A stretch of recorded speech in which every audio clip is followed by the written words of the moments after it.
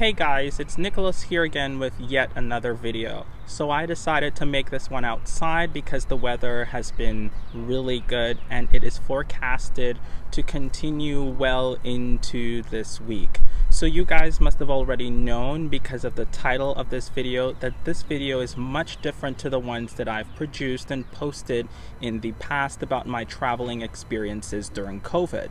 This video will be about my opinion on taking the COVID vaccine, and I'll be telling you guys about how I transitioned from being subjected to conspiracy theories and how my mentality changed from one of fear to one where I'm walking on a path of wisdom and enlightenment. So let me not continue to rant, but delve right into this video.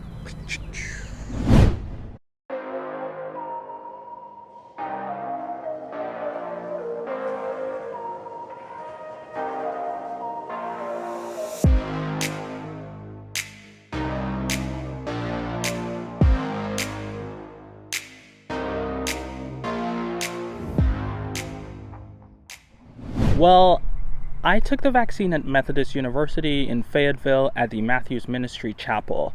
Before I was able to take it there, I had to first register, then I received a confirmation email saying that I was clear to take it. So my morning started really calmly and I drank lots of water so that I could remain on top of things and remain hydrated before I took the actual vaccine. Initially, I planned to film the entire thing, but when I got there, I felt so intimidated because of the number of people there. So some of the footage was a bit shaky, and ultimately, I ended up not using them. So let me stop ranting about this and just get into what vaccine I got. So I got the Johnson & Johnson vaccine, but I'm not going to say much about that. Instead, I'm going to let you listen to a short clip from a video that'll probably explain what I cannot in under 3 minutes. And we now have a third one from Janssen, also the Johnson & Johnson company, which is a different format. It is an adenovirus vector vaccine. Adenovirus vaccines are not really new. We have already used them for things like the Ebola vaccine. An adenovirus vaccine is a virus that has been altered so that it can't make you sick, it can't replicate, and it has a special bit of genetic code that has been inserted into it that in this case causes your body to make the spike protein. There are the typical side effects that we see from all vaccines. The injection site can be red, it can be sore.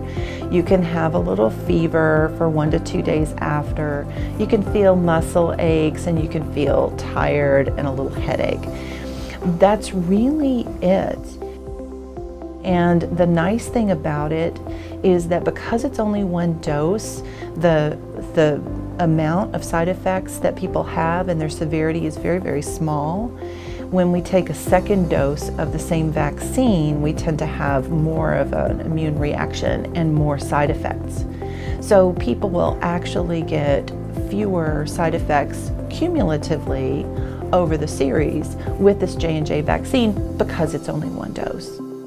What people should know about this is that it is a very effective vaccine. We already had 2 highly effective vaccines on the market, so people try to compare them, but you really can't compare them. They were studied in different places at different times.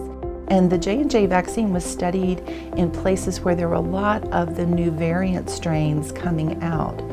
But it still showed very high effectiveness, 85%, at preventing severe COVID, and there were no deaths in the vaccine group who received the real vaccine. And that's just phenomenal. So I arrived at the ministry center and filled out some paperwork. The attendants were super nice and led me away without a hassle from station to station. There is only one station. You sign up and you get the vaccine. Well, you get the point. They were pretty kind people. So when I finally got into the vaccination booth, I begged the attendant there, who was to give me the vaccine, to have mercy on me and not just plunge the needle into my arm. And like, if you couldn't tell already, I am afraid of needles and I was super nervous. So in order to not cause a scene, I sat awkwardly still, and she told me to turn my head, and boom, she jabbed me. When I was done, I went out into the waiting room for 15 minutes as was prescribed. I guess this was to make sure that I was not allergic to the vaccine, or that nothing bad will happen to me after having taken the vaccine. So here I am, fine and alive. You see, the major problem for me was that the way I thought about the vaccine was affected and mired by YouTube and the people around me, and even some of my family members who actually thought that the vaccine was evil. So even though I don't think the vaccine's evil now, and I never thought that it was evil before, I think even that 1% in my brain was shouting, what if you're wrong, Nicholas? And what if this vaccine is actually evil? And what if they're actually putting a chip in your arm, and then, you be condemned to hell, and then the Antichrist is like risen, and then you're like a robot zombie, and blah, blah, blah, blah, blah. So imagine I gave in to that, and yeah. Now when I reflect on it, it's sort of stupid. I respect people that have those views, because I once had those views too. I don't know how a person cannot acknowledge the existence of COVID. I don't believe that that's privilege. I just believe that, yeah, you're in for a rude awakening.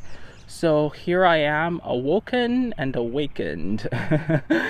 So that's all, guys. And don't forget to subscribe to and like my channel. And if you guys want to share my content, feel free to do so. Thank you guys for tuning in, and be sure to expect another one coming. See you guys in the next one.